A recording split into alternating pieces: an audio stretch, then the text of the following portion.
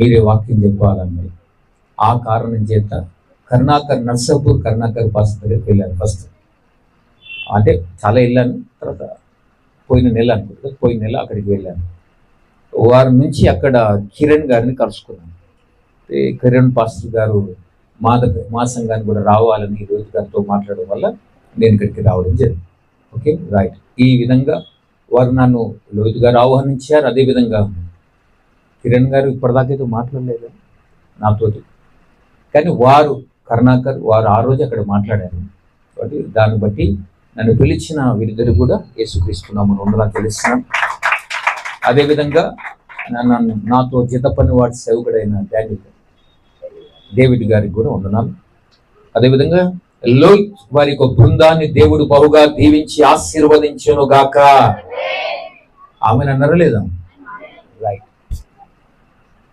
Okay, right. నేను అసలు ఊరికే సాక్ష్యం ముందు వాక్యమే చెప్పాలనుకుంటే కాదు, ఖచ్చితంగా సాక్ష్యం కావాలని కోరుకుంటున్నారు అందరూ.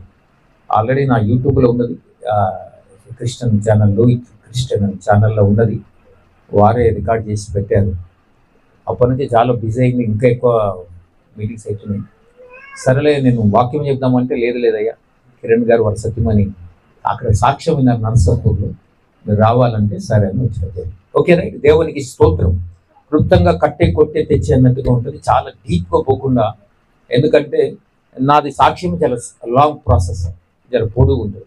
అది ఏదైనా మిస్ అయితే అది ప్రాబ్లమేటికల్ అవుతుంది. దాని నుంచి నేను ఏది ఇంపార్టెంటో అది చెప్తాను, కొన్ని కట్ షార్ట్ చేస్తాను. ఇంపార్టెంట్ అనవసరమైన కట్ షార్ట్ చేద్దాం, ఇంపార్టెంట్ అని చెప్తాను. Okay, right. దేవునికి స్తోత్రం. హల్లెలూయా. కాబట్టి నేను బ్రాహ్మణ వంశములో జన్మించిన వాడను, హరితస గోత్రానికి చెందిన వాడను. మా నాన్నగారు సంస్కృత పండితుడు, మా అమ్మ తెలుగు పండితుడు. వారి కడుపున పుట్టిన ఏకైక కొడుకును నేను. మా అక్క పుట్టిన 9 సంవత్సరాలకు నేను పుట్టడం జరిగింది. నేను పుట్టంగానే మా అమ్మ చెప్పున పడ్డది, అనారోగ్య పాలైంది. నేను పుట్టడమే 5 కిలోలు పుట్టినాను. నువ్వు 5 కిలోలు పుట్టి ఎట్లుంటాడు మనిషి? కాబట్టి 5 కిలోలు పుట్టే లోపల మా అమ్మ కడుపునే బల్ల అనేది ఆ కాలంలో వచ్చింది కనుక, అప్పుడు ట్రీట్మెంట్ లేదు కనుక దానికి కడుపు ఆయాసకరంగా ఉంటుంది. కాబట్టి నన్ను ఎత్తుకోలేదు. 5 కిలోలు బరువు ఇక్కడ మోయాలి కదా, మోయలేక నాకు పాలు కూడా ఇచ్చేది కాదు. ఆ విధంగా నేను పెరగడం జరిగింది. నేను పుట్టిన ఒక 1.5-2 years ఉండొచ్చు నా వయసు, అప్పుడు తెలియదు, నాకు అంత స్పృహ లేదు. ఆ టైంలో మా అమ్మగారు చనిపోయారు, కాలం చేశారు. మా నాన్నగారు చిన్నప్పటి నుంచి సంస్కృత పండితుడు కనుక నన్ను కూడా అదే దైవ భక్తిలో బ్రాహ్మణ సాంప్రదాయాలు పెంచుతూ వచ్చాడు. నేను కూడా అలానే పెరుగుతూ వచ్చాను. చిన్నప్పటి నుంచే పూజలు, పునస్కారాలు, యజ్ఞాలు, యాగాలు చేసుకుంటూ పెరిగేవాడిని. అలా నేను పుట్టడం 5 కిలోలు, పెరుగుతున్నా కూడా అట్లనే పెరుగుతూ వచ్చాను. వెయిట్ కూడా అట్లనే పెరిగాను. ఇట్లా పెరుగుతున్నా, ఇట్లా కూడా పెరుగుతుంది. కాబట్టి అది నేను 7th క్లాస్కి వచ్చే లోపల 114 కిలోలు అయింది. 114 kgs అయింది. 114 కిలోలు అంటే చిన్నపాటి డ్రమ్ అన్నట్టు, చిన్నపాటి డ్రమ్ లాగా ఉండేది. ఆ విధంగా నా జీవితం ఉండేది. అయితే 7th దాకా బాగా చదివాను, శ్రద్ధాభక్తులు కలిగి. ముందు బెంచ్లో కూర్చునేవాడిని. సార్ ఏది అడిగినా ఫస్ట్ నేనే ఆన్సర్ ఇచ్చేవాడిని. ఇక క్లాసులు అందరికి దెబ్బలు పడేవి, పిల్లలు క్లాస్ కొట్టే దెబ్బలు పడుతున్న పోతే నా లోపల నవ్వుకునేవాడిని. నాకు అన్ని సబ్జెక్టుల మీద చాలా ఇష్టం, కానీ నాకు నచ్చని సబ్జెక్ట్ ఏదైనా ఉందంటే ఇంగ్లీష్. నాకు ఇంగ్లీష్ అంటే కోపం. ఎవరు కనిపెట్టుండే, ఇది మన భాష కాదు, మనది కాదు, ఓకే దీనిలో పెట్టి మనం చంపుతారు, దీన్ని బట్టి అని కోపం వచ్చింది ఇంగ్లీష్ అంటే. అన్ని సబ్జెక్టులో 90-95 ఉంటే ఇంగ్లీష్లో మాత్రం 50 ఉండేది. ఏదో సబ్జెక్టు కాబట్టి చదివేవాడు అంతే. కాబట్టి నేను చదివే విధానం బట్టి నా తోటి స్నేహితులు దెబ్బలు పడేటి. అయితే నేను హెవీ దొడ్డుకున్నా కదా, 114 కిలోలు అంటే ఎంతంటే అన్ని బయట పడేటి, ఊగుతుంటే అన్ని ఊగేటి, ఊగుతుంది. అటువంటి స్థితి నాకు. అయితే ఆ టైంలో నా స్నేహితులందరూ కూడా నన్ను ఏం చేశారంటే, నాకు ఒక చిన్న పిల్క ఉండేది వెనుక, మాకు ఒక ఉంటుంది కదా సాంప్రదాయం, అట్లా ఉండేది. నేను ముందు దానిలో కూర్చొని ఆన్సర్ ఇచ్చేవాడిని కాబట్టి వీళ్ళకి దెబ్బలు పడేట్టుగా, ఈ బాపునోడు ఎదురా అని చెప్పి ఊకే పిల్కను బట్టి లాగేట్టు, వెనుక పిల్క లాగేట్టు. సారు వీళ్ళు లాగుతుండు సార్ అని వాడిని దెబ్బలు పడేటి. అయినా వాడు మొరటు వాళ్ళు మొండోళ్ళు కాబట్టి వాళ్ళకి అదే పిలుక కూర్చుంటే నాకు కొద్ది కాలానికి ఏడిచి నాకు ఈ పిలుకొద్దు, నేను బోర్డు స్కూల్కి అని చెప్పి మా నాన్నతో మారాన్ చేశాను.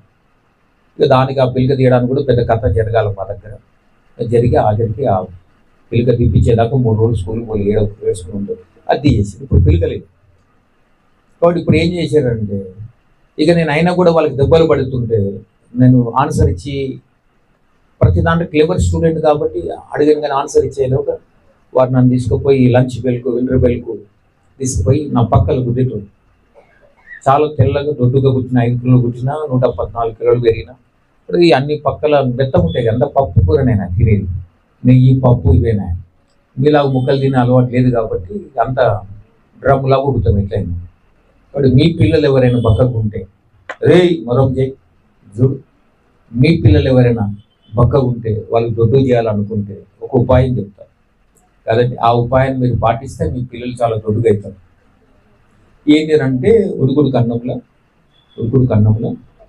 ఒక కుండ పెరుగు వేసి, కుండ పెరుగు ఒక కోపర్ వేసి, ఆ కోపర్లో సగం నెయ్యి వేసి, దానిలో కొద్దిగా ఉప్పు వేసి, కొద్దిగా చక్కెర వేసి కలిపి పిల్లలకు పెట్టండి.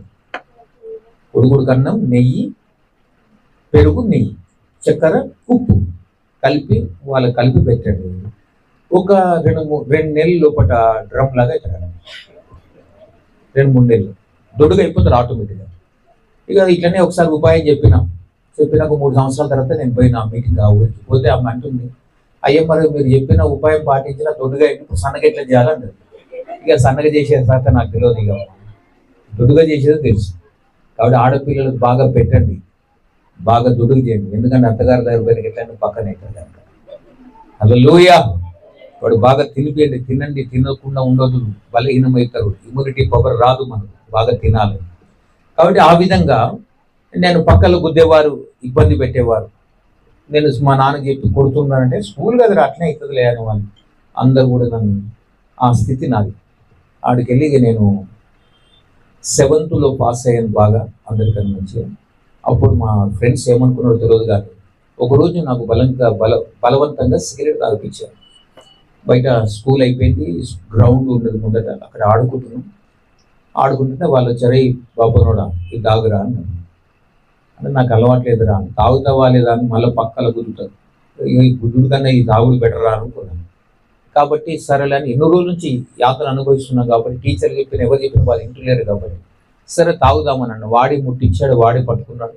ఎంత తాగాలో ఎంత గుంజాలో నాకు తెలియదు. కాబట్టి వాడు ముట్టించి పెట్టగానే నేను బలంతో అంతా గుంజేసిన.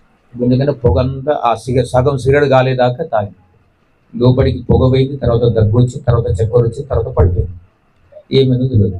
అక్కడికి వెళ్ళి నన్ను తీసుకువెళ్ళి 8th క్లాస్లో నేను చెప్పింది కథ, 8th క్లాస్ తీసుకుపోయి నా ఇంట్లో పండు పెట్టారు. అక్కడికి వెళ్ళి నా లైఫ్ స్పాయిల్ అయింది. ఏంటంటే నేను తాగింది సిగరెట్ కాదు, డ్రగ్స్ అని అర్థం. నాకు గంజాయి తాగిపించారు. ఆ విధంగా నా జీవితాన్ని నాశనం చేస్తూ వచ్చాను. అది కదిలేకరా బాబు. కాబట్టి ఆ విధంగా నా జీవితాన్ని అంతా డ్రగ్స్ అలవాటు. పాపం అనేది ఇటుంట రారా అంటే ఇల్లంతా నాదే అంటారు. అట్లనే నా జీవితంలో కూడా పాపం వచ్చింది డ్రగ్స్ రూపకంగా.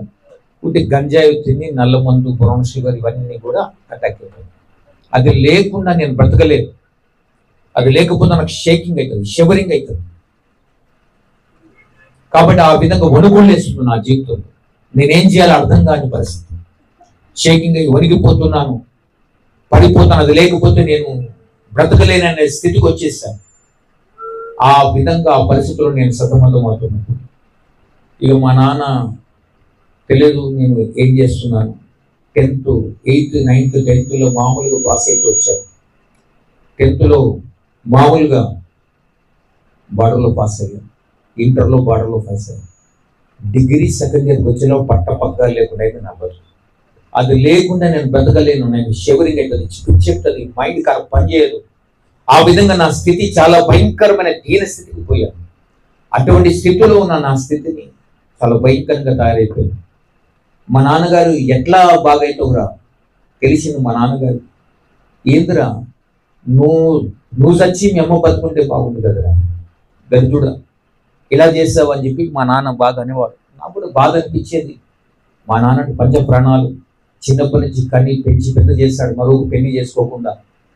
కాబట్టి ఇప్పుడు ఆయన అంటే పంచ ప్రాణాలు కాబట్టి మా నాన్న కాళ్ళ మీద పడి ఏడుస్తున్న, నాన్న నన్ను క్షమించండి, నేను మానాలనుకుంటున్నాను కానీ మానలేకపోతున్నాను. ఇది లేకుండా నా మైండ్ పనిచేయదు, నా చేతులు కాళ్ళు వణికిపోతాయి, షివరింగ్ అవుతుంది. దాహం అయితే నీళ్ళు ఎలా తాగాలి అట్లా తాగాలి నేను రాస్తున్నాను. మా నాన్న పాపం నేను ఏడిస్తే నేను చెప్పే మాట విని బాధపడి, అయ్యో నా కొడుకు ఇంత బాధపడుతున్నాడు అని చెప్పి, సరే నిన్ను తీసుకుపోయి బాగు చేయాలనుకున్నాడు. నన్ను పట్టుకొని కాశీకి తీసుకువెళ్ళాడు, తిరుపతి తీసుకువెళ్ళాడు, పుణ్యక్షేత్రాలను తిప్పాడు. అక్కడ మునుగు ఇక్కడ మునుగు అన్ని మునిగాను, అన్ని చేశాను. ఆ పూజ కార్యక్రమంలో బాగుండేవాడిని. పూజ అయిపోయిన వెంటనే తాగాలి, అది లేకపోతే పిచ్చెక్కేది నాకు. అది నా లోపల ఆవరించి ఉన్నది మొత్తం, దానిలోకి నేను బయటికి రాలేకపోతున్నాను. ఇన్ని పూజలు పునస్కారాలు చేసిన అయినాను మారడం లేదేమో, మారాలని ఉంది కానీ మారలేకపోతున్నాను. అప్పుడు మా నాన్న ఏం చేయాలి అర్థం అవుతలేదు. ఎవరు చెప్పారు, అయ్యా ఏరియా మారితే, బస్తీ మారితే నీ కొడుకు మారుతారని చెప్పారు. సరే అక్కడికి వెళ్ళి ఇంకో బస్తీలో పెట్టాడు. అక్కడ పెట్టినా కూడా తాగుబోతు ఊరంతా చుట్టాలన్నట్టుగా ఇక పాపం చేసేవాడికి అందరూ ఎక్కడ పోయినా దోస్తులు కనబడుతూ ఉంటారు. అట్లా నాకు కూడా తాగేటోడు, డ్రగ్స్ తాగేటోడు ఈజీగా కనబడేవాళ్ళు, వాళ్ళతో కలిసి సహవాసం చేసేవాడు, అక్కడ తాగేవాడు. ఈ స్థితి నాది. అక్కడి నుంచి మా నాన్న ఇక్కడ పోయినా కూడా అక్కడ కూడా అట్నే ఉంటే ఎట్లా నువ్వు మారాలి, నేను కూడా మారాలనుకుంటున్నాను కానీ నేను మారలేకపోతున్నాను అంటే, అప్పుడు మా నాన్నగారు ఏం చేయాలి అర్థం కాని పరిస్థితిలో ఉన్నాడు. అప్పుడు మా నాన్నకి సలహా ఇచ్చింది ఒక ఆయన, లేదంటే పంతులు గారు నీ కొడుకు బాగా కావాలంటే ఒక దగ్గర తీసుకుపోతుంది, వాడు బాగా అవుతాడు అని. ఎక్కడికంటే అక్కడికి తీసుకుపోమని. అయితే మా నాన్నగారు రాత్రే నన్ను పట్టుకొని తాళ్ళతో కట్టేసి, దస్తి టవల్తో ఆయన చేయికి నా చేయి కట్టేసి, కాలుకు తాడు కట్టేసి ఎటు పోకుండా. ఎందుకంటే నేను దొరకను మా నాన్నకి, ఎప్పుడు పోతాను, ఎప్పుడు వస్తాను, ఏ రాత్రి వస్తున్నా తెలియదు, ఎక్కడ పడిపోతున్నా తెలియదు. అప్పుడు ఎక్కడ చూసిన పంతులు గారిని కొడుకు అక్కడ పడిపోయినట్టే నా చెడిపోతుందా, చెడపుట్టినవారు బ్రాహ్మణ వంశములా అని అన్నవాడు. ఆ విధంగా స్థితి అవుతుంది. ఆ టైంలో సరే తీసుకపోతావు, ఈ రాత్రి ఒక్కరోజు ఉండడం, పొద్దుగాల బాగైతే ఉంటాం. సరే బాగైతే కదా, నేను కూడా మారాలనుకుంటున్నాను కాబట్టి తెల్లారులు స్నానం చేశాను, స్నానం చేసి బట్టలు వేసుకొని తీసుకుని వెళ్ళి ఒక దగ్గరికి వెళ్ళాను. అది మధ్యన, హైదరాబాద్ మధ్యన దగ్గర ఒక కమానికి లోపలికి వెళ్ళాలి. లోపలికి వెళ్ళిన తర్వాత ఆల్రెడీ చాలా మంది కూర్చొని ఉన్నారు అక్కడ లైన్. ఒక ఆయన ఎంటికలన్నీ ఇరవోసుకుని ఉన్నాడు, చాలా గడ్డం పెరిగిన్నది, ఒళ్ళంతా పసుపు రుద్దుకున్నాడు, పెద్ద బొట్టు పెట్టుకున్నాడు, ఒక గోషుగుడ్డ తప్ప ఏం లేదు అతనికి. వాడు అక్కడ నిలబడ్డాడు. వాడు మా నాన్నని చూసిన వెంటనే ఎవరో చెప్పారు, వీళ్ళ పంతులు వాళ్ళ కొడుకుని తీసుకొస్తున్నాడు, జర బాగా చేయడానికి. వాడు సరే అన్నాడు. నేను అక్కడ తీసుకోబడి మా నాన్న తీసుకోపోగానే వాడు ఆల్రెడీ గిరాకున్నది కానీ వాళ్ళకి ఎవరు చూస్తలేడు. మేము పోయిన 9, 7:30, 8:30, 9 అవుతుంది. ఆ టైంలో పోగానే మా నాన్నగారిని చూసి, పంతులు గారు మీరేనా అంటే, అవునండి అంటే, నమస్కారం అని చెప్పి మా నాన్న కాళ్ళు మొక్కలికి వచ్చాడు. వాడు అప్రాక్షుడా నన్ను ముట్ట, దూరం జరగని మా నాన్నగారు అని, దూరం జరగదు. అయితే ఇతనేనా అని కొడుకు అంటావు, ఏం కాదు పంతులు బాగా అవుతాడని చెప్పి అక్కడ మా నాన్న చేసి కూర్చోబెట్టాడు. అక్కడ ఒక పీట, ఇక్కడ ఒక పీట ఉంది, మధ్యలో పసుపు, కుంకుమ, జీడితి, నిమ్మకాయలు, కత్తి ఇవన్నీ ఉన్నాయి. తర్వాత యాప కొమ్మలు ఉన్నాయి చాలా పెద్దవి. వాడు అక్కడ పీట ఉంది, నన్ను ఇక్కడ ఒక పీట ఉంది, ఇక్కడ కూర్చోమన్నాడు. మా నాన్నగారు అక్కడ కూర్చోబెట్టాడు. అందరూ చూస్తున్నారు ప్రజలు, మన దగ్గరికి వచ్చి జూ పట్టుకోవడానికి వచ్చిన వాళ్ళు. కూర్చున్నాక షర్ట్ ఇప్పన్నాడు. అనగానే నేను మా నాన్న దగ్గర తిరిగినాను. తిరిగితే వాడు ఏం చెప్తారు చేయరా, ఈరోజు బాగా అవుతా ఉన్నాడు. సరే అని షర్ట్ ఇప్పాను. ఇంకేమీ ఇప్పమని లేదు కాబట్టి కూర్చోమంటే కూర్చున్న తర్వాత వాడు ఏదో మంత్రం చదివాడు, పసుపు కుంకుమ నా ముఖం మీద జల్లాడు, ఇట్లా నెత్తి మీద జల్లాడు, ఇదంతా పట్టది కూర్చుకుంటున్నా. అప్పుడు వాడు ఇప్పుడు నీ పేరు ఏందని అన్నాడు. అంటే నేను వాడికి తిరిగి ఏంటి అంటే, పేరు చెప్పురా. మా నాన్న దగ్గర తిరిగి నేను చెప్పండి, కొడగండ్ల భరతసారథి చార్యుడు అని అన్నాడు. అనగానే వాడు మా నాన్న దగ్గర తిరిగాడు, నేను తిరిగాను. మా నాన్న ఇట్లా అన్నాడు. అనగానే సరే అప్పుడు మళ్ళీ వచ్చిండు, నిమ్మకాయలు తీసిండు, నా నెత్తి మీద కోసిండు, భుజాల మీద కోసిండు, మళ్ళా పసుపు కుంకుమ చల్లిండు, మంత్రం చల్లి చుట్టూ తిరిగి ఇప్పుడు నీ పేరు అంటాడు. మా నాన్నకి ఏంది చెప్పంటాడు, కొత్త పేరు పెట్టినావా, అదే పేరు కదా నాకు అని ఊకే ఇక కొడకండ్లది చేసిన, చారులది చేసిన. ఒకటి కే పార్థసారథి అన్న షార్ట్ కట్ అనగానే వాడు యాపు కొమ్మలతో ఈ పంట వాళ్ళు వచ్చి ఇప్పుడు షెట్ లేదు నాకు, భయంకరం మండుతున్నాయి. మా నాయన దగ్గర తిరిగిన బాగెత్తుంది. వాడు మళ్ళీ ఏదో మనం చదివి మళ్ళీ నిమ్మకాయతో కోసిన భుజాల మీద చుట్టూ చల్లిండు, మళ్ళీ పసుపు చల్లిండు. మళ్ళీ ఇప్పుడు ఈ పేరు అందట పోసిన ఊకే పేరు ఆడుతుంది ఏంటి అని నేను తిరిగి లోపల వాడు ఊకే పేరు ఆడుతుంది. ఒక కొడకండ్లా పార్థసారథి చారులు చేసిన కే పార్థసారథి అని చెప్పిన, ఇప్పుడు ఉట్టి పార్థసారథి అన్న కోపం మనకు మండుతున్నది. నాకు ఈ పంట ఉట్టి పార్థసారథి కానీ మళ్ళీ యాపకొమ్మలతో ఈ పంట వాళ్ళకి వచ్చింది. నాకు మండుతుంది, దరిద్రుడు ఊకే పేరు ఆడుతున్నాను. చూస్తే ఓడ్చుకోవచ్చు, ఏం ఓడ్చుకోవాలి?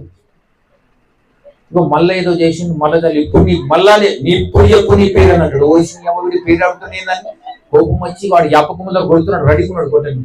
కొట్టంగానే నా కోపం వచ్చిందేమో, నువ్వు బరిబద్దలు ఉన్నావు కదా, నీ సంగతి చెప్తాను. అదే యాపకొమ్మ తీసి ఆ నీ పంట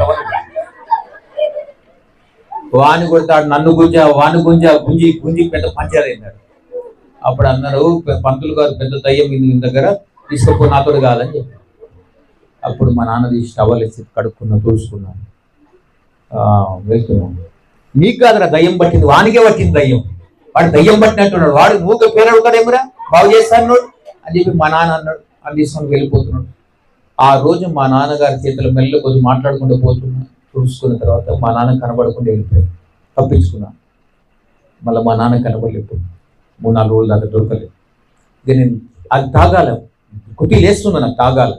కంచి వెళ్ళిపోయాను, తాగాను, కొన్ని పడిపోయాను. అబ్జర్వేషన్ బస్ స్టాండ్కి వెళ్ళి పండుకున్నాను. చాలా భయంకరమైన పరిస్థితి నాది. ఎక్కడంటే ఎక్కడ పడిపోతాను, ఎక్కడ తాగి పట్టాను. ఎవరు నన్ను కోసినా నాకేం కాదు, నేనెవరిని కోసినా ఏం కాదు. అంత భయంకరమైన పరిస్థితి. డ్రగ్ ఎటువంటిదంటే మనిషిని పిచ్చోని చేస్తుంది, నన్ను పిచ్చోని చేస్తుంది. మంచి చదువుకునే క్లెవర్ స్టూడెంట్ ఉన్నా నేను, బ్రాహ్మణ వంశంలో జన్మించిన నేను, శ్రీ వైష్ణవులో పెరిగిన నేను, ఎటువంటి పరిస్థితి ఎదురైందంటే అది లేకుండా బతకలేని కాడికి వచ్చాను. ఏ తల్లిదండ్రులకి బాధ రావట్లేదు మనసు. అది ఆ ఊపిలో పడ్డమా ఎవరు పైకి రాదు. ఆ స్థితిలో ఉన్న నా స్థితిని బాగు చేసేవారు ఎవరు. మా నాన్నకి లాభం లేదని తప్పించుకొని వెళ్ళిపోయాను. నేను ఒకరోజు తెల్లారి ఇలా వస్తున్నాను. నా చిన్ననాటి స్నేహితుడు, నాతో క్లాస్ 6th క్లాస్ దాకా చదివిన, అంటే నాకన్నా చిన్నోడు, అదే స్కూల్ చదువుతాడు. అతను చూసి వచ్చింది, అరే నువ్వు పార్థసారథి కదా అన్నాడు. అవును, నువ్వెవరు అని అడుగుతున్నాను. నన్ను గుర్తుపట్టలేదురా, నేను రా ప్రేమరావు అని అన్నాడు. నీ ఒకటే స్కూల్లో చదివాం కదా మనం. ఓ నువ్వా అని వాడు అట్లనే ఉన్నాడు. ఏది ఇంత పక్క చేయను అంటు. నేను దొడ్డుకున్న 114 కిలోలు ఉన్న నేను ఈ డ్రగ్స్ తాగడం వల్ల బొక్క మీద తోలు మాత్రం ఎగిరిపోయింది, కండలన్నీ ఎగిరిపోయింది. అది నేను తాగి మజా చేస్తున్నా అనుకున్నాను, కానీ అది నన్ను తినేస్తున్నాను. నాకు అర్థం కాదు. అన్నం ఉండదు, ఆకలి ఉండదు, తప్పిక ఉండదు. దాహం అయితే అదే తాగాలి, ఆకలి అయితే అదే తాగాలి, అన్నం తినేది లేదు. ఆ విధంగా డ్రగ్స్ తాగి నా జీవితం అంతా నాశనం చేసుకున్నాను. బొక్క మీద తోలు మాత్రం ఎగిరిపోయింది. అతను నన్ను చూసి, నేను అతను ముందుకు తాగుతున్నాను. ఏం తాగుతున్నా అంటే డ్రగ్స్. వద్దు పాడు, ఇది తాగడం వల్ల లంగ్స్ ఖరాబ్ అయితే, హార్ట్ ఖరాబ్ అయితే, లివర్ ఖరాబ్ అవుతుంది, చనిపోతావు, నాశనం అయిపోతావు అని అంటావు. నేను ఆల్రెడీ నాశనం అయిపోయాను, అన్ని ఖరాబ్ అయిపోయాను, ఇప్పుడు ఏం చేయలేము.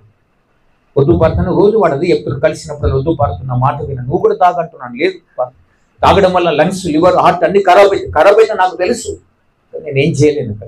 దానికి నేను మానలేని పరిస్థితి. ఆ స్థితిలో ఉన్న నన్ను వాడికి 1 వారం రోజులు ప్రతిరోజు కలిసినప్పుడు అదే తోగల నేను వెళ్ళాలి కాబట్టి అతను నాకు కలిసి నాకు చెప్తున్నాడు, నా మాట విను పాడు అని చెప్పి. నిన్న మా నాన్న చెప్పి వదిలేసింటారు. ఇప్పుడు మా నాన్న పట్టించుకోవట్లేదు, నువ్వేం చేస్తావు ఊబా అని చెప్పి. అయితే అప్పుడు వాడు ఒక మాట అన్నాడు, మనుషులందరూ తన ఇష్టానుసారంగా జీవించి ఇలా చేస్తున్నారు. నువ్వు తాగడం వల్ల ఈ లంగ్స్, లివర్, నీ ఇష్టానుసారం తాగడం వల్ల లంగ్స్, లివర్, హార్ట్ అన్ని ఖరాబ్ అయి చనిపోయి నరకములో పడతావు. పాడతాను.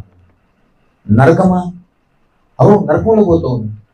నరకం యమగుండం, హెల్లన, దీనిలో పోతావు, నరకము పోతావు అంటే. నేను నరకాన్ని నేనెందుకు పోతా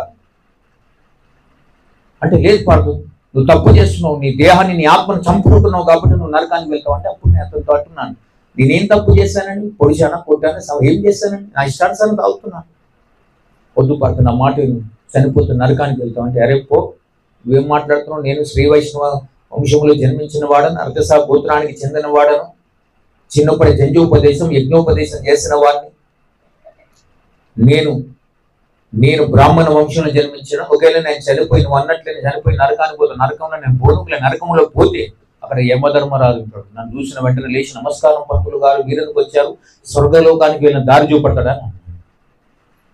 అతనితో నేను అంటున్నాను, నన్ను ఎవరు తీసుకోపోరు నరకాన్ని, నేను బ్రాహ్మణుడు. లేదు, పాపం చేసిన ప్రతి వాడు నరకానికే పాత్రడు. ఆ స్థితిలో అతనికి చెప్తే నేను పట్టించుకోలేదు. సరేలే నేను ఎటుపోతే నీకేంద్ర అవ్వుకోరాదని చెప్పి వెళ్ళిపోయాను. తెల్లారి వచ్చి నేను వెళ్ళిపోయాను. తెల్లారి నేను కలుస్తున్నాను, మళ్ళీ కలిసాను. నా మాట విను పాడు. అరే నీకేం వద్దు, నాకు అవసరం, నేను చనిపోతే నీకేం బాధ అవుతుంది?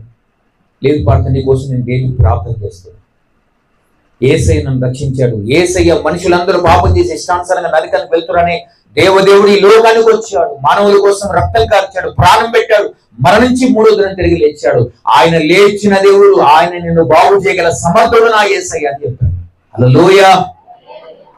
అప్పుడు నేను ఆ మాట అనగానే, యేసయ్య అనగానే కోపం వచ్చింది. ఎందుకంటే మా నాన్న చిన్నప్పుడు ఇప్పుడే ఎవరి స్నేహం బట్టి ఈ లోకంలో కానీ ముగ్గురు స్నేహం పట్టొద్దు అన్నాడు.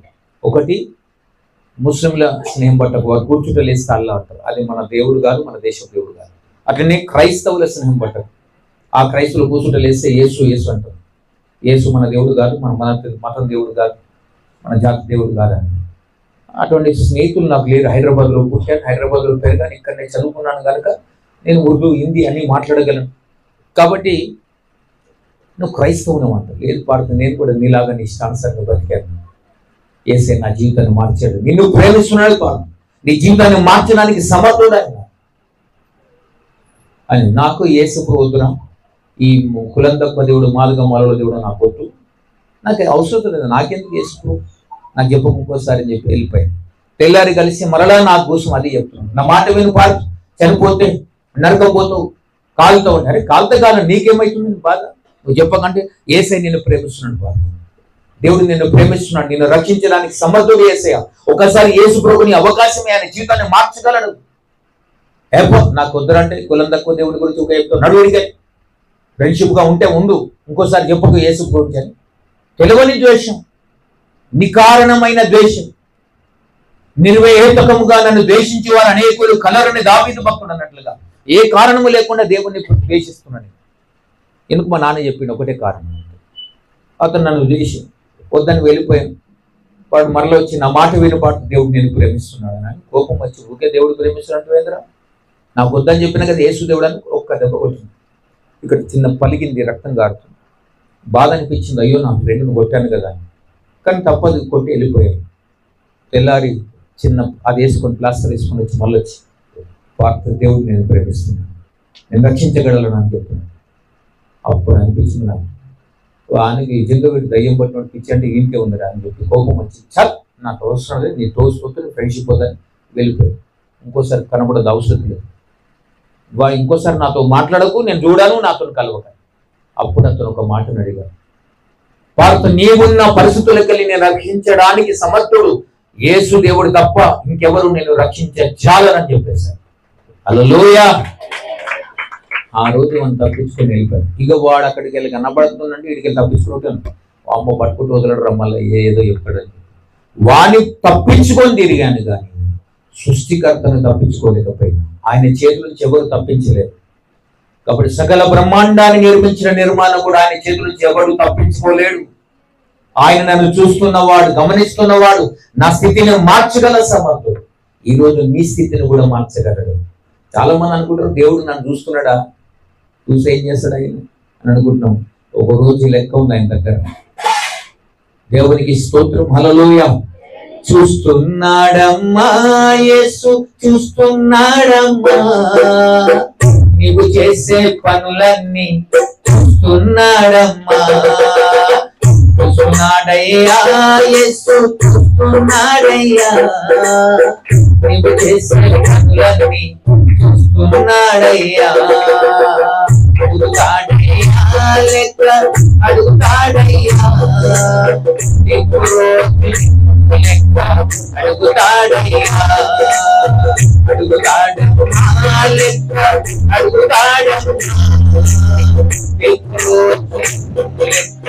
అడుగుతాడమ్మా చీకట్లు చేశానని నన్నెవరు చూశారని చూసిన నాకేమని ఎవరేమి చేస్తారని చీకట్లు చేశానని నన్నెవరు చూశారని చూసిన నాకేమని ఎవరేమి చేస్తారని విర్రవీగుతున్నావా చెడ్డ పనులు చేస్తున్నావా విర్రవీగుతున్నావా తప్పు పనులు చేస్తున్నావా చూస్తున్నాడమ్మా యేసు చూస్తున్నాడమ్మా నీవు చేసే పనులన్నీ చూస్తున్నాడమ్మా చూస్తున్నాడయ్యా యేసు చూస్తున్నాడయ్యా నీవు చేసే పనులన్నీ చూస్తున్నాడయ్యా అడుగుతాడమ్మా లెక్క అడుగుతాడమ్మా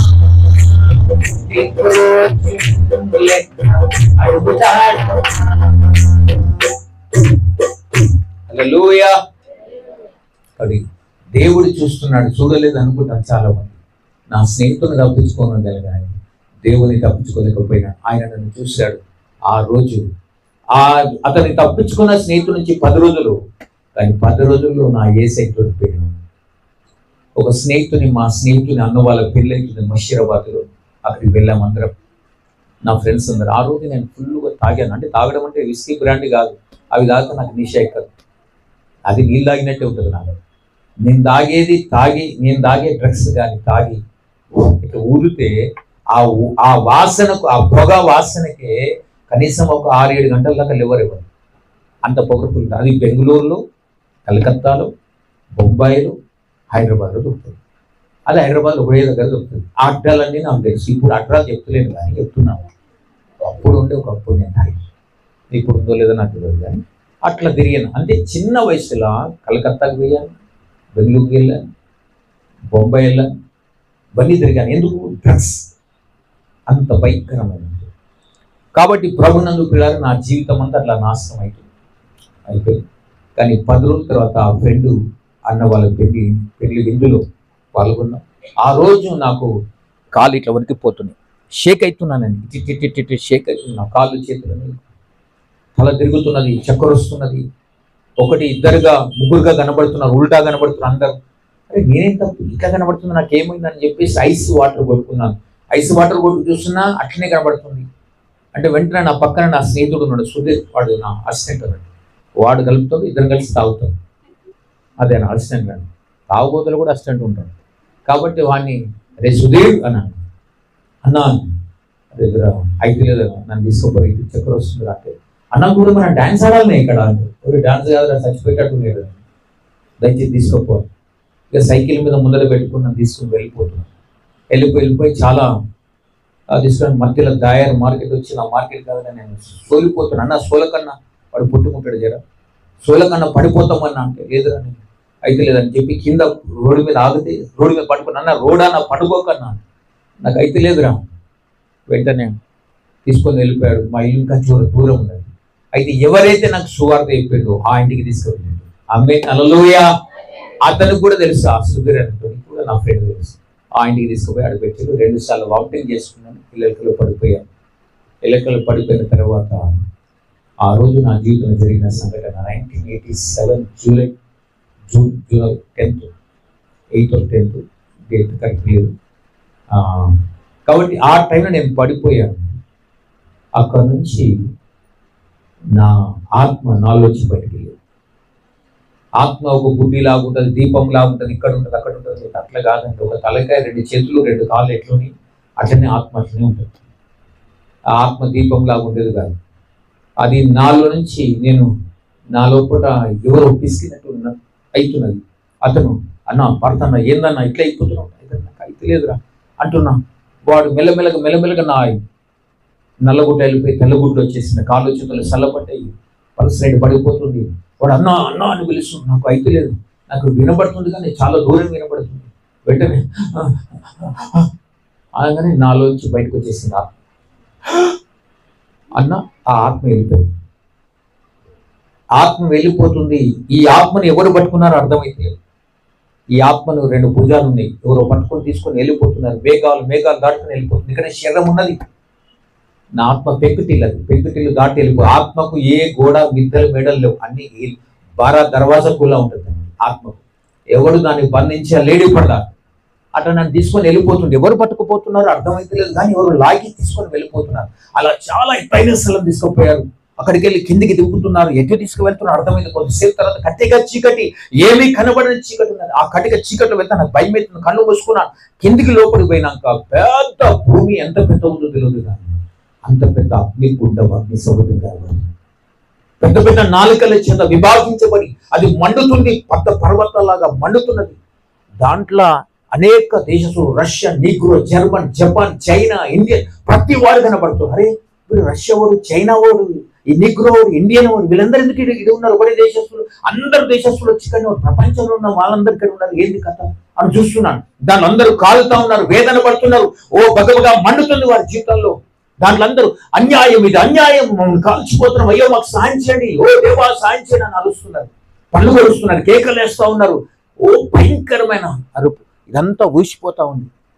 కండలు ఇవన్నీ ఊసిపోతాయి, ఇట్లన్నీ పడిపోతా ఉంటాయి. మళ్ళా మునుగుతారు, మళ్ళీ వేస్తారు. ఇదే పని. యాతన ఎన్ని సంవత్సరాల నుంచి యాతన తెలియదు, కానీ ఆ యాతన అనుభవిస్తుంది. దాంట్లోకి నేను చూస్తున్నాను, ఇదేందబ్బా, ఇదేం లోకం, ఇది ఎవరు తీసుకొచ్చారు నాకు అర్థమైతే కొద్దిసేపు కన్ఫ్యూషన్ ఉన్నా. ఎవరు తీసుకొచ్చారు ఇక్కడ, దీనిలో పడేశారు నన్ను, ఎవరు పడేసి అర్థమైతే. కొద్దిసేపు తర్వాత నాకు మంటలు స్టార్ట్ అయినాయి. నేను కూడా మంటలు రక్షించండి అని నేను కలుస్తున్నా. పైకి చూస్తే ఎవరు కనబడతలేదు, అగాధం ఏమి లేదు, కానీ పైకి చూస్తారు. రక్షించండి, అన్యాయం ఇది, మాకు సహాయం చేయండి అని అంటున్నారు. ఎవరు సహాయం చేసుకోలేదు. ఆ విధంగా నేను కాలడం మొదలవుతున్నా. మంటలు కాలిపోతున్నాను. అయ్యా ఎవరు రక్షిస్తారా నాయన, ఇదేంటి, ఏ లోకం ఇది, ఎవరు తీసుకొచ్చారు ఇక్కడికి అని అనుకుంటున్నాను. ఈ లోకం ఏందో అర్థమైతే. అయితే ఒక వ్యక్తి ఎవరు పట్టించుకోరు, ఎవరిని బాధవాన్ని కాదు, పట్టించుకోడు. అక్కడ ఒక వ్యక్తి నన్ను గమనిస్తున్నట్టు అతని దగ్గరికి వెళ్ళాను. ఇక్కడ మునిగి అక్కడ తేలాను. అన్న ఇదేంటిదన్నా, ఇదేం లోకం అన్నా అని అడుగుతున్నాను. నీకు గెలవదా? నాకు గెలవదన్నా ఇది అంటే నా వ్యక్తి నన్ను తెలుగులో మాట్లాడుతున్నాడు. అగ్నిగుండంలో రియాలిటీ నేను విని చూసిన, ఆత్మ అనుభవించిన అనుభవం ఇది. అయితే అక్కడ వెళ్ళి ఏంటిదన్నా అంటే అతను మాట్లాడుతున్న నాతో ఏమని మాట్లాడుతుందంటే, ఇది యమగుండం, ఇది నరకం, ఇది హెల్ అని 3 భాషల్లో చెప్పాడు. నరకమా, యమగుండమా, హెల్లా, ఇక్కడికి ఎందుకు వచ్చానంటే, ఇక్కడికి వచ్చుడేంద్రా, పాపం చేసిన అందరు ఇక్కడికే వస్తారు. నేనేం పాపం చేశాను, నేనేం తప్పు చేశాను? ఆ వ్యక్తిని అడుగుతున్నాను, ఏం తప్పు చేశాను? ఏం తప్పు చేసేదేంటి? పాపం చేసిన ప్రతి వాడి ఇక్కడికి రావు. నేనేం పాపం చేసినా? నేనేం పాపం చేయలేదు. నేను చిన్నప్పుడు బ్రాహ్మణ వంశంలో జన్మించిన వాడు, అర్థశా గోత్రానికి చెందినవాడు, యజ్ఞోపదేశం చేసిన వాడిని, ఇవన్నీ చెప్తా, 18 లాగా చెప్తున్నా అతనికి. ఇవన్నీ చేశాను, నేను బ్రాహ్మణుడి. ఇక్కడ యమధర్మరాజు ఉంటే పిలువని నేను మాట్లాడతాను అంటున్నాను. ఓ ఎవర్రా ఇక్కడ, ఎవరు లేరు, అందరు కాలేటోళ్ళు ఉంటారు ఇక్కడ. అమ్మాయి హల్లెలూయా.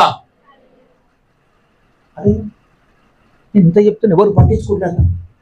నేనేం పాపం చేయలేదన్నా. ఈ దేహం నీకు ఎవరిచ్చారు? అమ్మ నాయన ఇచ్చారు, వాళ్ళ కడుపులో పుట్టినా నేను. అసలు మీ అమ్మ గర్భంలో వేసింది ఎవరు అని అడుగుతున్నా ఆ వ్యక్తి, నరకంలో ఉన్న వ్యక్తి. అది నాకు తెలియదు. ఆ పరమాత్ముడు నీ అమ్మ గర్భంలో వేసింది, మీ అమ్మ కూడా తెలియదు. 2 నెలల తర్వాత పుడుతున్నాను, అప్పుడు వేసింది. అది డేట్ ఆఫ్ బర్త్. కాబట్టి అప్పుడు పుట్టించాడు ఆయన ఇచ్చిన ఈ విత్తనాన్ని ఇంత పెద్ద దేవుడు ఇంత కాపాడి ఇంత పెద్దగా చేస్తే, ఈ రోజు నీ ఇష్టానుసారాన్ని బట్టి తాగి తందనాలు చేసి దీన్ని ఖరాబ్ చేసుకున్నావు. కాబట్టి నువ్వు నరకానికి వచ్చినావు. అప్పుడు నేను అన్నాను, ఓ అంటే నా ఇష్టానుసారంగా నేను బతకడం తప్ప అంటే నా ఇష్టం నడవదన్నట్టు. ఇక్కడ దేవుని ఇష్టంతో బతకాలి, నీ ఇష్టం కాదు ఇక్కడ చెల్లించి. దేవుడు నేను పంపించిన ఒక పర్పస్, ఒక పని కోసం పంపించాడు. ఆయన ఇష్టం నెరవేర్చే ఈ లోకం విడిచిపోవాలి. హల్లెలూయా. అప్పుడు అతను మాట్లాడి నాకు అర్థం కాదు. అయితే నేను నా ఇష్టంతో తాగి తమనాలు చేసిన తప్పేది, నువ్వు చేసినావు కాబట్టి నరకానికి వచ్చినావు. అప్పుడు అతను అంటున్నా, అట్లా అంటే అందరూ పాపులే నరక లోకంలో, అందరూ పాపులే, ఏదో ఒక్క పాపం చేసి ఉంటారు, అందరూ పాపులే అంటే. ఎస్, అందరూ పాపులే, అందరికి నరకానికి వచ్చేటోళ్ళు. దాంట్లో కొందరు రక్షించబడి పవిత్రంగా ఉన్నారు. అదిగో అల్లదిగో అన్నారు. అక్కడ తెల్లటి వస్త్రాలు వేసుకుని అందరూ ముఖమంతా వెలుగుతో నింపబడ్డది. నోటి నిండా నవ్వున్నది. చేతులకి హల్లెలూయా హల్లెలూయా, స్తోత్రం స్తోత్రం స్తోత్రం అంటున్నారు.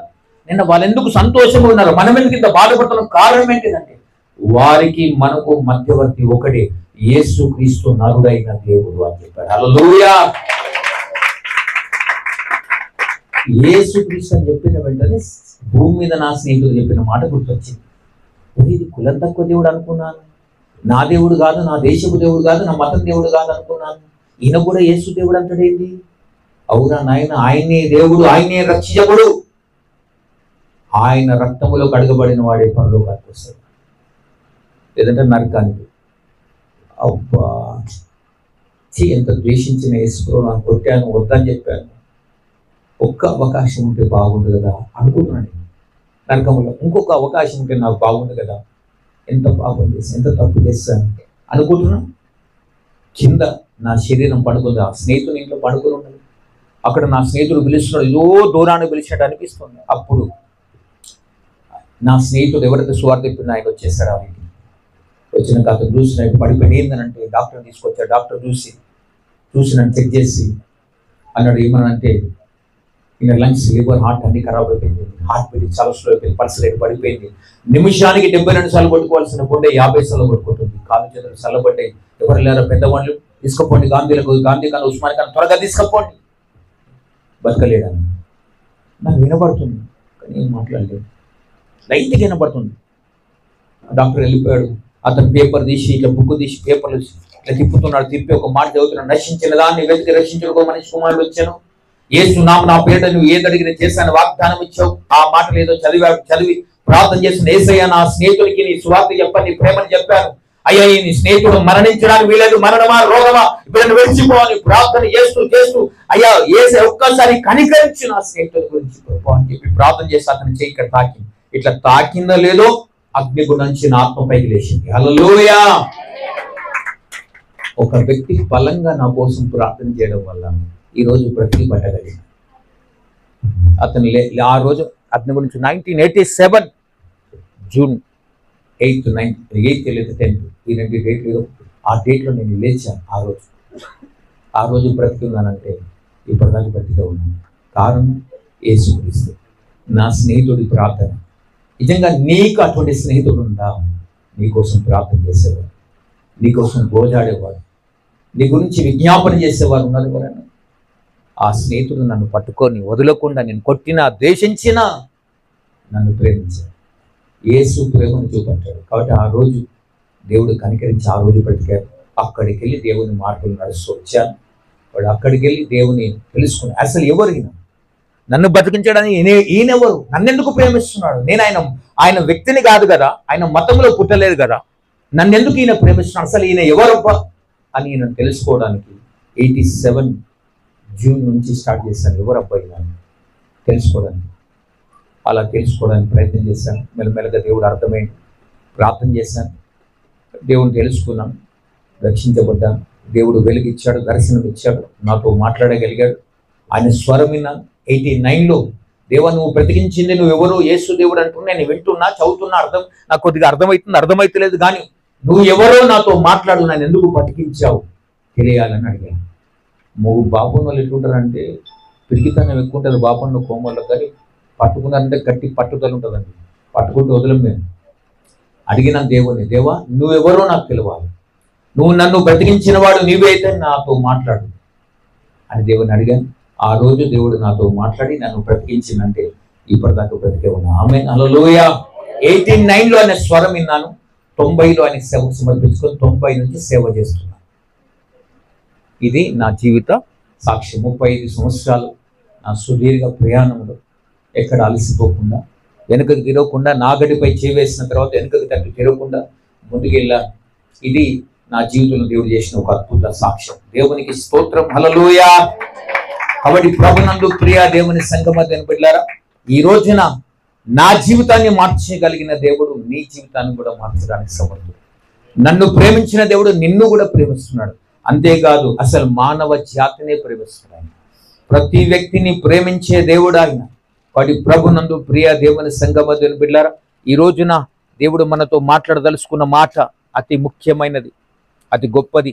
ఏంటంటే బైబిల్ ఏమంటుందంటే దేవుడు ప్రతి వారిని ప్రేమిస్తున్నాడు, అందరినీ ప్రేమిస్తున్నాడు. నువ్వు ఏ స్థితిలో ఉన్నా, ఏ బాధలో ఉన్నా, ఏ వేదంలో ఉన్నా ఆయన నేను విడిచిపెట్టడు, మర్చిపోడు. ఆయన నేను గ్యారెంటీగా నేను ప్రేమిస్తాను, నేను పైకి లేపుతాను. కానీ నువ్వు చేయవలసిన పని ఒకటి ఉన్నది. ఏం తెలుసండి? యెషయా గ్రంథం 55వ అధ్యాయం 6వ వచనం. యెషయా గ్రంథం 55:6.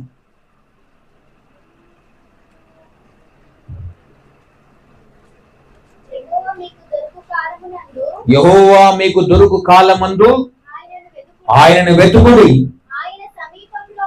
ఆయన సమీపములో ఉండగా ఆయనను వేడుకుని. చరండి, యెహోవా మీకు దొరుకు కాలమున ఆయనను వెతుకుడి, ఆయన సమీపముగా ఉండగా వేడుకోండి. ఇప్పుడు ఏం చేయాలి? మనం వెతకాలే, వేడుకోవాలి. ఈ రెండు పని చేయాలి.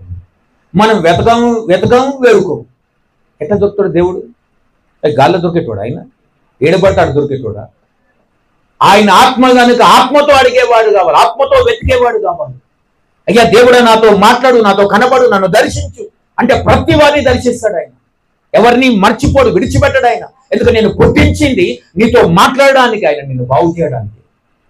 నన్ను ఎవరు పట్టించుకోవట్లేరు, నన్ను ఎవరు కేర్ చేస్తలేరు, నాకు తల్లిదండ్రులు లేరు, అన్నదమ్ములు లేరు, అక్క చెల్లి లేరు, స్నేహితులు బంధువులు ఎవరు లేరు కదా.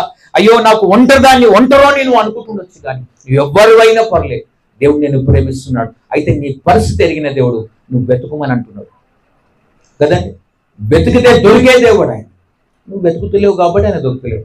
ఏంటంటే నా రోగం పోతే చాలు, నా కష్టాలు పోతే చాలు, నా అప్పులు పోతే, ఇది వెతుకుతున్నావు. అది కాదు వెతకాలి, నిత్య జీవం కోసం వెతకాలి.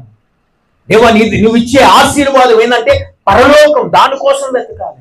ఆయన ఇచ్చే బహుమానం కోసం వెతకాలి. ఆయన ఇచ్చే ఆదరణ ఆత్మ కోసం వెతకాలి.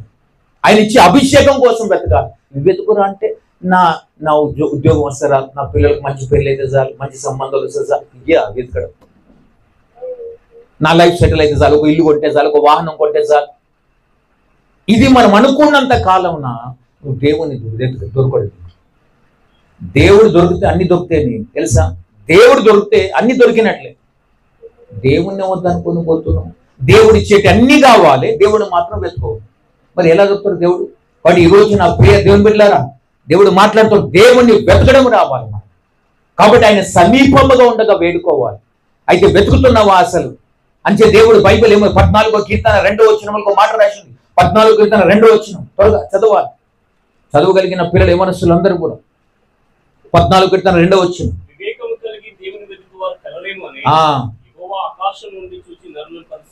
వివేకము కలిగి ఎవడైనా దేవుని వెతుకుతున్నాడు. దేవుడు యెహోవా ఆకాశం నుంచి చూసి పరిశీలిస్తున్నాడు అంట. వెతికేటోడిని దేవుడు వెతుకుతున్నాడు అండి. ఆయన వెతుకుతున్నాడు కనబడతలేడు. ఆయన వెతకడం మహంతలేడు, నువ్వు మాత్రం వెతకడం మాత్రం మానిపోయింది. నువ్వు దేవుని వెతుకుతలేవు. ఎందుకంటే దేవుడిచ్చే ఆశీర్వాదాలని కావాలి, కానీ దేవుడు మాత్రం నీకు జర్ర పాస్ అయితే చాలన్న ఎగ్జామ్ లైఫ్ సెటిల్ అయితే. నువ్వు ఇంకా ఆడనే ఫస్ట్ నెంబర్ కూడా నువ్వు ఆడనే ఏ కాడనే ఉంటే జడ్డు దాకా ఎప్పుడు దాకా రావాలి. దేవుడు కావాలి అనుకున్నవానికి అన్ని దొరుకుతాయి. ఆ రోజు యేసయ్యని నమ్మిన 89 సమర్పించుకున్నాను. నేను అడిగాను, నేను ఎవరిని 300 అడగను ప్రభు, నాకు అది బుద్ధి లేదు. కాబట్టి నేను అడగను, మొహమాటం సిగ్గు ఇవన్నీ నేను అడగను. కాబట్టి నేను ఎవరిని అడగను, నిన్ను అడుగుతా. ఏదైనా దేవుడు నన్ను కూడా అడగను. నేను నిన్ను అడుగుతాను, నన్ను కూడా అడగను. మరి ఇంకెవరిని అడగాలి?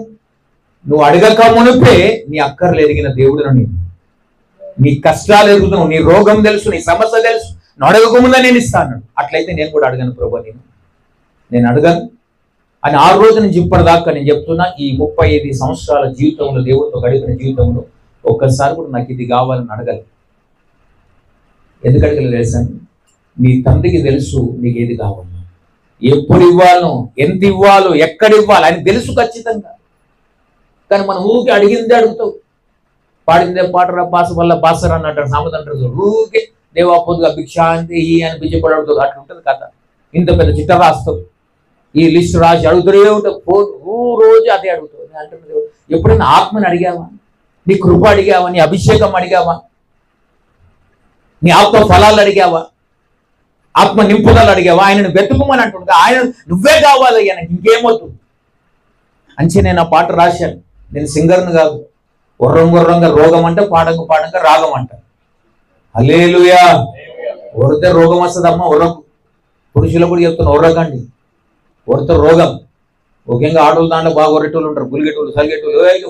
పోదుగా లేచి గిన్నెలు ఎన్ని చుట్టలు పడతాయి తెలుసా? కోపంతో భర్తను ఏం లేక గుద్దుకుంటే తోముతారు. కాబట్టి ప్రభునందు ప్రియులారా, దేవుని వాక్యం ఉర్రకు. నేను అడిగాను, దేవా నాకు ఈ లోకం లేదు వద్దు ప్రభు, నీవే చాలయ్యా, నీవు చాలయ్యా, నీ కోసం బ్రతుకంత బ్రతికేసానయ్యా, నీవే చాలయ్యా, నీవు చాలయ్యా, నీ కోసం బ్రతుకంతా బ్రతికేశానయ్యా, నీ కోసం బ్రతుకంతా బ్రతికేశానయ్యా. నేను ముక్కలే వాడు, నేను ముక్కలే కొడతా, అది వాడు అది కూడా నేను ఎప్పుడు కానీ దోమారు తీన్మారు ఎంతకన్నా ఎక్కువ లేదు. ఆమేన్, హల్లెలూయా. దేవునికి స్తోత్రం. కాబట్టి దేవుడు నువ్వే కావాలని ఆ పాట రాశాడు. నువ్వే చాలా, ఇంకేం వద్దు నాకు, నువ్వు ఉంటే చాలని అడిగాడు. బట్ ఈ రోజున దేవుడు కావాలనుకున్నానికి అన్ని దొరుకుతాయి. ఆ రోజు దేవుని పట్టుకున్నా, ఈ రోజున నాకు ఏ కొలవలేదని. కానీ కోట్ల ఆస్తి లేదు, లక్షల ఆస్తి లేదు, 10,000 కూడా నా బ్యాంకులో ఉండదు. కానీ కోట్ల ధైర్యం మాత్రం ఉంటుంది. పైసతుడు కాదండి ధైర్యం వచ్చేది, యేసు నీకుంటే వచ్చే ధైర్యం వేరు. ఇది బాగా డబ్బు ఆయనకేం సార్, ధన్యుడు వాడు, పెద్ద బిల్డింగు, కార్లు, పైసలు మస్తున్నాయి, ఆయనకేం కొదువు అంటారు చాలా మంది. ఊరు నాయన వాడికి ఏమి ఉన్నా వాడికి నిద్ర పట్టదు, మనకైతే ప్రశాంతంగా తన ప్రియులు నిద్రించుచుండగా యెహోవా వారికి ఇచ్చును. అంత ధైర్యం ఎప్పుడు వస్తుందండి? డబ్బును, బంగారం, ఆస్తిపాస్తులు వీటి గురించి కాదు మనం పోరాడేది, పరలోకం గురించి పోరాడాలి, దాన్ని సంపాదించుకోవాలి. సంఘం ఈ రోజున ఆ విధంగా తయారైంది. సంఘంలో ఎవరు బాగా బట్టలు వేసుకుంటారు, ఎవరు పట్టు చీరలు కట్టుకుంటారు, ఎవరు బాగా కోట్లు వేసుకుంటారు, ఎవరు బాగా బంగారం ఇది చూస్తున్నారు, వాళ్ళు బాగా సంపాదించుకున్నారు. అది కాదండి, ఇవి ఉంటాయి ఒకరోజు పోతాయి, ఇవాళ ఇంట్లో మంటలో అన్నట్టు అన్ని పోతాయి. కానీ దేవుని సంపాదించుకోవడానికి ఏది లేకున్నా పర్లేదు కదండి, ఆనందం ఉంటుంది. కానీ నీ జీవితంలో ఆనందం ఎవరు ఇవ్వాలి తెలుసా? దేవుడు తప్ప ఇంకేది. నువ్వు ఎన్ని తలిగించుకున్నా అంటారు కదా, ఒక పెద్దలే అంటారు, అన్నమును కొనగలవు కానీ ఆకలిని కొనలేవు, పరుపును కొనగలవు కానీ నిద్రను కొనలేవు, పుస్తకాలు కొనగలవు కానీ జ్ఞానాన్ని కొనలేవు. ఎన్నో చెప్పుకుంటూ పోతే మస్తు ఇట్లా. వాడు ఏం చేస్తాము, ఏది కొన్నా ఆకలి పుట్టించేది ఆయనే కదా, నిద్రనిచ్చేది ఆయనే కదా. ఆ నిద్ర ఆకలి ఇచ్చేది ఆయన కృప. అంటే డాక్టర్ దగ్గర పోగానే ఫస్ట్ 4 తెరవమంటాడు, ఆకలి అవుతుందా లేదా, నిద్ర పడుతుంది, ఇవే అడుగుతాడు ఫస్ట్. ఇవి లేవంటే మనిషిలో ఏమున్నట్టు, రోగాలు ఉన్నట్టే ఖచ్చితంగా. కాబట్టి ప్రభునందు ప్రియధన్ బిడ్డారా, యెహోవా తన యందు భయభక్తులు వారికి ప్రశాంతత కలిగించే దేవుడు, సమాధానం ఇచ్చే దేవుడు. ఏం లేకున్నా పర్లేదు, బంధు బలగం ఎవరు లేరు, కానీ దేవుడు ఉంటే కోట్ల వేల కొన్ని కోట్ల మంది నీ పక్షంలో ఉన్నట్టు అనిపిస్తుంది, ధైర్యం వచ్చేస్తుంది. నువ్వు ఒంటరిలోనే ఉండొచ్చు, నీ పక్షంలో ఉన్నవాడు లోకములో ఉన్నవాని కన్నా గొప్పవాడు. ఆమేన్, హల్లెలూయా. కాబట్టి ప్రభునందు ప్రియులారా, ఈ రోజున దేవుడు ఆయన వెతుకుడి అని అంటుంది. కాబట్టి వెతకాలి, వెతుకుతే ఆయన మనకు దొరుకుతాడు. కాబట్టి బైబిల్లో చాలా మంది వెతకడం మొదలు పెట్టారు దేవుని తెలుసుకోవడానికి. కొంతమంది బంగారం కోసం వెతకారు, కొందరు సుఖాల కోసం వెతకారు, కొందరు డబ్బుల కోసం వెతకారు, కొందరు దేవుడే కావాలని వెతికారు. ఈ రోజున దేవుడు కావాలనుకున్నానికి దొరుకుతాడు. కాబట్టి ఇది దొరికే కాలం, నువ్వు వెతికే కాలం. ఇప్పుడు నువ్వు వెతుకుతే దొరుకుతాడు, నువ్వు వెతకకపోతే దేవుడు దొరుకుతాడు.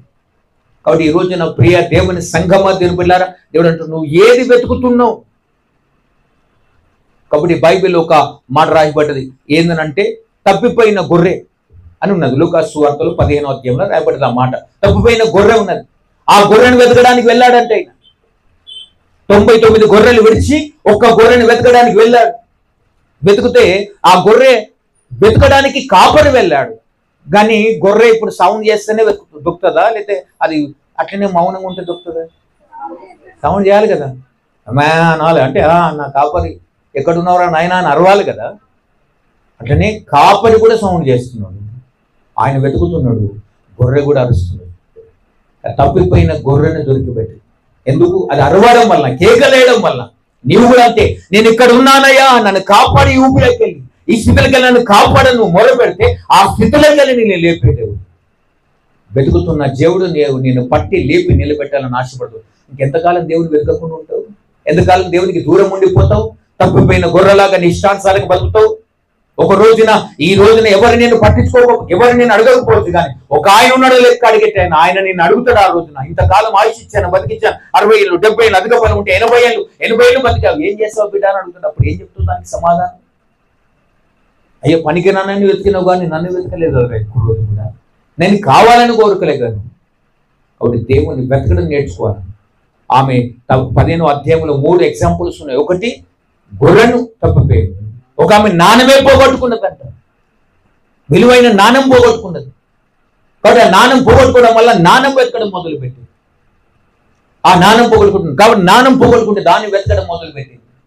ఇక్కడ దీపం ముట్టించి ఇల్లంతా వెతికింది, ఊడ్చి అన్ని చేసినాక దొరికినాక ఒకవేళ నాతో సంతోషించడు, పోగొట్టుకున్న నా నాణం దొరికిందని చెప్పి. మరి ఈ రోజున ప్రియ దేవుని బిడ్డ, పోగొట్టుకున్న నాణం నీకు దొరికింది, ఆమె దొరుకుతుంది. ఎందుకు వెతుకుతే? ఎలా? దీపం ముట్టించి ఇల్లు ఊడ్చి చూస్తే. ఆ దీపమే దేవుని వాక్యము. నా వాక్యము నీ పాదములు దీపము, నా త్రోవకు వెలుగైనను. ఆ వాక్యం అనే దీపాన్ని వెలిగించి వెతకాలి. వాక్యం వెతుకుతే ఆ పోగొట్టుకున్న నాణం దొరుకుతుంది. నాణం అంటే వరం, అభిషేకం, దేవుడిచ్చిన కృపవరం. దాన్ని పోగొట్టుకున్నావు. కాబట్టి ఈ రోజున ఎంతమంది దేవుని వెతుకుతున్నారు, ఎంతమంది దేవుడిచ్చిన కృపవరం ఉన్నది. నీకు ఒక టాలెంట్ ఉన్న, కొందరు పాటలు పాడే వరం ఉంటారు. ఒక ఆమె సిస్టర్ ఇక్కడ పరిచయం చేస్తుంది బాగా, బహుశా కుర్చీలు వేయడం, పోయిపోవడం, తిరగడం, రావడం. Wonderful sister. ఆమె ఎవరో నాకు తెలియదు, ఆమె పేరు తెలియదు, కానీ దేవుడు ఆమెను బహుగా దీవించును గాక. ఆమె అందరు లేడీ. నేను మొగలు పానీయం ఆడవాళ్ళు చేస్తారని చూడలేదు, నేను చేస్తారు వంటకాడు గింటకాడు, కానీ మీ అందరి అరేంజ్మెంట్ చేస్తున్నది.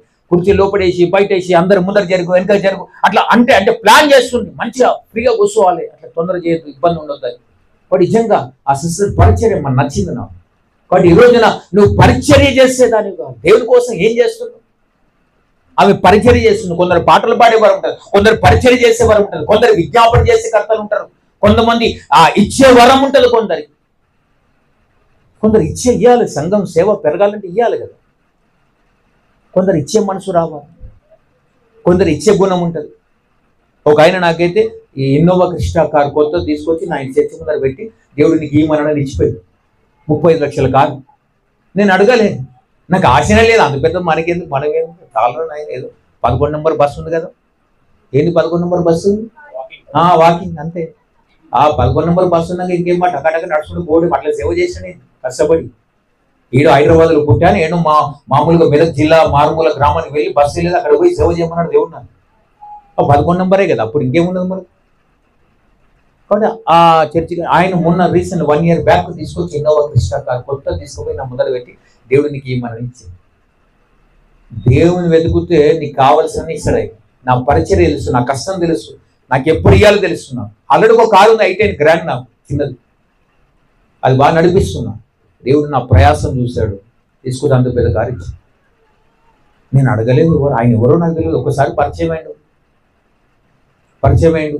నేను వాక్యం చెప్తే ఆయన సాక్ష్యం ఇచ్చిన ఒక మీటింగ్లో, పబ్లిక్ మీటింగ్లో పరిచయం అయిన ఆ వాక్యం విని ఆ రోజున అతనికి ప్రేరేపణ ఆయన ద్వారా 200-300 మంది పాస్టర్లు ఉన్నారు, 500-600 మంది పాస్టర్లు తెలిసాను. ఆయన ప్రార్థన చేస్తే ఎవరికి ఇవ్వాలి కారు ప్రభు అంటే నన్ను చూపట్టినండి, ఆయనకి ఇవ్వాలి. తీసుకొచ్చి నాకు ఇచ్చిపోయాడు. కొందరికి ఇచ్చే గుణం ఉంటుంది, అతనికి ఆ గుణం ఉన్నది. దేవుడు అతన్ని బహుగా దీవించి ఆశీర్వదించునుగాక. వాడు నీకు ఇచ్చే గుణం అంటే దాన్ని బట్టి నీకేదో తలంతున్నది. కొందరికి వండే వరం ఉంటుంది, దాన్ని బట్టి దేవుడు దీవిస్తాడు. దాన్ని వాడుకోవాలి నువ్వు. ఏదో ఒక వరం ఉంటుంది కదా, కొందరు టేస్ట్ చేస్తారు. లింగంపల్లిలో ఒక సేవకుడు ఉన్న భగవాన్ దాస్ సాయి గారు, ఇప్పుడు లేరు, ఆయన ప్రభునందు నిద్రించే చాలా పెద్ద మనిషి. ఆయన చదువురాదు ఏమన్నా సైకిల్ మీదనే సేవ చేస్తాడు, సైకిల్ తొక్కుంటే చనిపోయేదాకా సైకిల్ ఎదుగుతున్నాయి. ఆయన నేను సెకండ్ హ్యాండ్ స్కూటర్ నాకు గిఫ్ట్ ఇచ్చాడు, ఎవరు ఇస్తే తీసుకుపోయి ఆయనతో ప్రార్థన చేయించిన. ఆయన ఆ రోజు చేయబెట్టి ప్రార్థన చేసిన ఆయన ఈ సెకండ్ హ్యాండ్ స్కూటర్ కొనుక్కొని ఇచ్చారు ఆయన గిఫ్ట్. ఈ సెకండ్ హ్యాండ్ ఇటువంటి ఎన్నో వాహనాలు, పెద్ద పెద్ద వాహనాలు అతనికి వచ్చునుగా కానీ ప్రార్థన చేసింది. ఈ కృష్ణ వచ్చినప్పుడు ఆయన గుర్తొచ్చిన ఆయన ప్రార్థన. వాళ్ళ కూతురు ఎవి ఇంత దొడ్డుకుంటుందండి, చాలా దొడ్డుకుంటుందండి. ఆమె పాపం నడవలేదు, లేడీస్ ఒకటే కూతురు ఆమె, కానీ ఆమె వండితే అమృతంగా ఉంటుంది. ఏ పచ్చడి ఇట్లా నూరి కసపక్క నూరి ఇచ్చినా కూడా ఆ టేస్ట్ వేరుంటుంది. అది ఒక వరం. ఇక ఆమె నూరిన పచ్చళ్ళు ఇస్తుంది అని రోజులు ఆమెను నూరుతుంది కూర్చుని, అంత మంచి టేస్ట్ ఇస్తుంది. ఆమెకు ఆ గిఫ్ట్ ఇచ్చింది, దాన్ని వాడుకున్నది. ఆమె నీకు ఏది ఉన్నదో, వంట వండే వరం ఉన్నదా, పరిచయం చేసే వరం ఉందా, చెయ్యి. దేవుడు నీకు ఇచ్చిన తలంతున్న ఆ వరాన్ని పోగొట్టుకోకు, దానికోసం వాడు దేవుని కోసం అని. కాబట్టి ఈ రోజున దేవుని వాక్యం అంటుంది, అట్లా పోగొట్టుకున్న నాణాన్ని వెతికింది, సంపాదించుకుంది. ఇంకో తప్పిపోయిన కుమారుడు ఉన్నాడు చివరికి దాంట్లో. తప్పిపోయిన కుమారుడు తప్పించుకొని తిరుగుతాం. తప్పిపోయిన కుమారుడు కాదు వాడు, తప్పించుకొని తిరిగే కుమారుడు. కొందరు సంఘంలో తప్పించుకొని తిరుగుతారు, చక్కగా తిరగరు, చక్కగా ఉండరు, చక్కగా ఎదగరు. ఈడ జామ చెట్టు పెడితే పక్కన ఇంట్లో ఒగ్గుతుంది చూడు. ఇప్పుడు మన ఇంట్లో జామ చెట్టు పెడితే పక్కన ఇంట్లో ఒగ్గితే ఎవడు తింటాడు పండ్లు? పక్కోడు తింటాడు. ఇప్పుడు నువ్వు ఈడ సంఘంలో పెరుగుతావు, లోకంలో పెరుగుతున్నావు. సంఘములో పుట్టినవు, పెరిగేదంతా లోకములో. లోకం పనులు కనబడతాయి నీ దగ్గర, దేవుని ఫలాలు ఏడ కనబడతాయి. కాబట్టి దేవుని కోసం బతకడం రావాలి. अरे एक दिन का जीने का एक दिन मरने का है, अरे एक आदमी को मगर यीशु का साथ जिएंगे. आमीन, హల్లెలూయా. కొంతసేపు కనబడి అందులో మాయమైపోయి ఊపిరి వంటి వాళ్ళము. దానికి ఇంకా జీవితం ఇంకేమో సాధించాలి, ఏదో చెయ్యాలి, మస్తు కొనాలి, మస్తు అన్ని కొనేసి అన్ని వదిలి పొట్టిపోవాలి. ఖాళీ ఆశ ఆయా ఖాళీ ఆశ జానపడేగంట. అది ఉట్టి చేతులతో వచ్చినా ఉట్టి చేతులతో వెళ్ళిపోవాలి. ఏం తీసుకుపోవు. పోయినప్పుడు నీతి క్రియలు మంచి క్రియలు అవే తీసుకుపోతావు. కానీ దేవుడు లెక్క అడుగుతాడు, ఏం చేస్తావు బిడ్డ, ఇంతకాలం నా కోసం వచ్చావు. అప్పుడు దేవుడు అడిగినప్పుడు లెక్క చెప్పాలి. కాబట్టి నీ బ్రతుకు మార్చుకో, నీ జీవితాన్ని మార్చుకో. దేవుడు నిన్ను వెతుకుతున్నాడు, నువ్వు కూడా ఆయన వెతుకు. ఆయన నీకు దొరికితే నిత్య జీవము దొరుకుతుంది అని బైబిల్ అంటుంది. ఆయన కనుగొనువాడు నిత్య జీవాన్ని కనుగొను అంటుంది బైబిల్. ఆయనను కనుగొంటే జీవం వస్తుంది, నువ్వు కనుగొనకపోతే నష్టం వస్తుంది. కాబట్టి కనుగొందాం. యేసుక్రీస్తు నామమున దేవుడు ఈ రోజున నిన్ను రక్షించి నీకు సమర్థమైన స్థితిని, నిత్య జీవాన్ని ఇవ్వాలని ఆశపడుతుంది. ఇంకెంతకాలం దేవుడికి దూరం అయిపోతావు ప్రియమైన బిడ్డలారా. సంఘములో ప్రార్థన పరులు లేపబడాలి, ఆరాధకులు లేపబడాలి, వాక్యం చెప్పేవారు లేపబడాలి, సువార్తలు లేపబడాలి, గాయకులు లేపబడాలి, వాయిద్యాలు వాయించేవారు లేపబడాలి, సంఘములో ఉద్యోగం సాక్ష్యం ఇచ్చేవారు లేపబడాలి. అంతేకాదు సంఘం సేవకుల కోసం నిలబడేవారు లేపబడాలి. ఆ సేవకుని కంటే నాకైతే అనలేదు, గాయగా బిందాలు కూర్చుంటా అని చెప్పి కూర్చోవద్దు. నిలబడాలి. యేసునామమున మేమున్నాం. అలా ధైర్యవంతులు కావాలి. యేసుని సంపూర్ణంగా నమ్మేవాడు పిరుకోడు కాలేడండి. గుండెల ధైర్యం వచ్చేస్తుంది. అటు నాకు పిరిగితనం లేదు. యేసుని నమ్మకముందు చాలా పిరుకుంది, నమ్మినాక ధైర్యవంతుని అయిపోయింది. ఆమేన్, హల్లెలూయా. ఆ ధైర్యం ఎలా వస్తుందంటే పరిశుద్ధాత్మను పొందినాక వస్తుంది. ఈనాడు సంఘములో పరిశుద్ధాత్మ అలలాడడం లేదు, పరిశుద్ధాత్మ పొందడం లేదు. వ్యక్తిగతంగా ఆరాధించినప్పుడే ఆదివారమే పొందుతావు, తర్వాత మళ్ళీ 6 రోజులు నీ కోసం బతుకుతుంది. ఎవ్రీడే ఆయన కోసం బతకడం రావాలని, దేవుని కోసం ఆత్మ అభిషేకాన్ని పొందు. దాన్ని నన్ను నింపు, ఆత్మతో నింపు ప్రభు అని అడుగు. అప్పుడు దేవుడు నింపినాక నిన్ను బలమైన సాధనగా నిలబడతాడు ఆయన కోసం. ఆయన కోసం ఒక చిన్న పని చేసిన బలా నమ్మకమైన మంచి దాస్తాడు. ఆ పని చేయడానికి ఈ రోజు నన్ను పెట్టాడు, నన్ను పెట్టాడు. చాలా ఇంతకాలం బతికింది ఈ లోకంలో ఎంజాయ్ చేసినాం. ఇప్పుడైనా యేసుకు నీ జీవితాన్ని అంకితం చేసుకో, నీ జీవితాన్ని మార్చుకో. దేవుడు నిన్ను వెతుకు. వివేకం కలిగి ఎవరైనా వెతుకుతున్నాడని దేవుడు చూస్తున్నాడు. ఇంకెంతకాలం దేవుడి దగ్గరికి రాకుండా ఉండిపోతావు. తప్పైన గొర్రెను వెతికాడు, కానీ పోగొట్టుకున్న నాన్నమ్మ ఆమెనే వెతికింది, దేవుడు వెతకాలి. తప్పైన కుమారుడు తండ్రి వెతుకుతున్నాడు, కుమారుడు కూడా వెతుకుతున్నాడు. వాడు బుద్ధి వచ్చినప్పుడు నా తండ్రి దగ్గరికి వెళ్దాం అనుకున్నాడు. నీకు బుద్ధి వచ్చిందా? నీ జీవితం మార్చుకోవడానికి ఇష్టపడుతున్నావా? నువ్వు మారు మనసు పొందడానికి ఇష్టపడుతున్నావా? దేవునితో అంటగట్టబడాలని ఇష్టపడుతున్నావా? అయితే రా, ఇప్పుడే దేవునితో సహవాసం చేయి. బైబిల్ ఏముంటుంది? ఆయనతో సహవాసం చేసేలా మీకు సమాధానం కలుగును అని అంటుంది బైబిల్. త్రోవలో ఉండగానే ఆయనతో సమాధానం లేకపోతే ఆయన నిన్ను బండ్రోతు కాపోయించును, బండ్రోతు నేను న్యాయపతి కాపోయించు, న్యాయపతి నేను చెరసాల్లో వేయించును. నరకం ఉంది, జాగ్రత్త. నాకంటే అవకాశం ఇచ్చిన దేవుడు ఆయన కృపను బట్టి. మరి నీకుందో లేదో అవకాశం లేదు. కల్ హైకి నైకి అప్నేకు నయమా, రేపు ఉందో లేదో మనకు తెలియదు. ఆజ్ హై, ఇవాళ ఉన్నాం మనం, రేపు ఉండమో లేదు, రేపటి దానికి రూపమే లేదని అంటున్నాం. కాబట్టి ఈ రోజే నీ బ్రతుకు మార్చుకోవడానికి అవకాశం. యేసుకు నీ జీవితాన్ని అంకితం చేసుకో. నేను ఆ రోజు అంకితం చేసుకున్నట్టే ఎందుకంటే తిరగలేదు. మా నాన్నగారు మారారు, సంస్కృత పద్ధతుడు. ఆయనతో నేను మాట్లాడలేదు. నువ్వు మాట్లాడే, నేను మాట్లాడితే అన్ని ప్రశ్నలు అడుగుతున్నాను. నువ్వు మాట్లాడు ప్రభు అన్న. ఆయన మాట్లాడి కొద్ది కాలం తర్వాత ఆయన మారేడు క్రైస్తవ సమాధి చేసిన బ్యాప్టిస్ట్ రక్షించబడ్డారు. మా నాన్న, మా అక్కగారు, మా బావగారు, వాళ్ళ పిల్లలందరూ రక్షించబడ్డారు. మా బంధువులందరూ దేవుని ప్రేమ తెలుసు, ఇంకొందరు తెలుసుకోలేదు. కానీ రండిరా బాబు దండం పెడదాం, ప్రార్థన చేసుకోరు ఆయనకని అంటారు.